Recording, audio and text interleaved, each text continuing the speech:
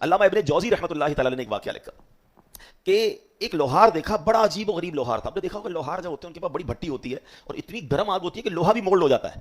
تو وہ لوہار بھٹی پہ کام کرتا تھا، مگر لوہا جب گرم ہوتا تھا نا تو ہاتھ ڈال کر لوہے کو نکال لیتا تھا، واپس ہاتھ ڈال کر رکھ دیتا تھا، الٹ پلٹ کرتا رہتا تھا. اس کے ہاتھ کو کچھ نہیں ہوتا تھا، بالکل لال انگارا لوہا بن جاتا تھا، مگر وہ اپنے ہاتھ سے ہی اس کو چینج کر لیتا تھا. تو آپ نے کہا کہ یہ تمہیں کیسے کمال حاصل ہو گیا، تمہیں آگ اثر نہیں کرتی؟ تو کہتا بات یہ ہے کہ ایک بار میں بڑا گناہگار شخص تھا.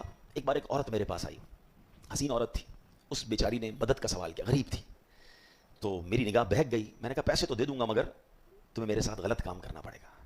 وہ عورت روتی ہوئی چلی گئی. ایک دو دن بعد پھر آئی روتے ہوئے، کہتی میرے بچے ہیں، بھوکے ہیں، پلیز میری مدد کرو.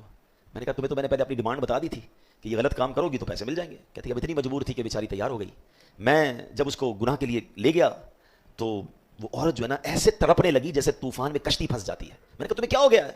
کہتی مجھے یہ خوف آ رہا ہے کہ ہم جو کر رہے ہیں وہ رب دیکھ رہا ہے، مت کرو یہ گناہ، مجھے معاف کر دو، مجھ سے یہ مت کراؤ غلط کام.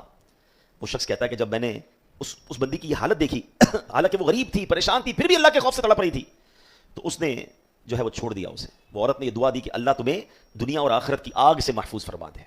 وہ کہتا ہے شخص عورت تو چلی گئی، مگر رات خواب میں نے ایک اور عورت کو دیکھا. میں نے اس عورت سے پوچھا تم کون ہو؟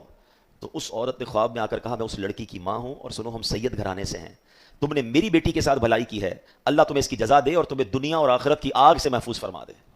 کہتا وہ دن ہے، آج کا دن ہے، دنیا کی آگ مجھ پر اثر ہی نہیں کرتی ہے، اب جہنم کی آگ کیسے اثر کرے گی؟ بات وہی ہے کہ اللہ کے خوف کی وجہ سے چھوڑنا. آج تو جناب لوگوں کی مجبوری کا فائدہ اٹھایا جاتا ہے، لوگوں کے ساتھ زیادتی کی جاتی ہے، اور یہ سوچتے نہیں کہ آج میں جس کے ساتھ بھی زیادتی کر رہا ہوں رب دیکھ رہا ہے.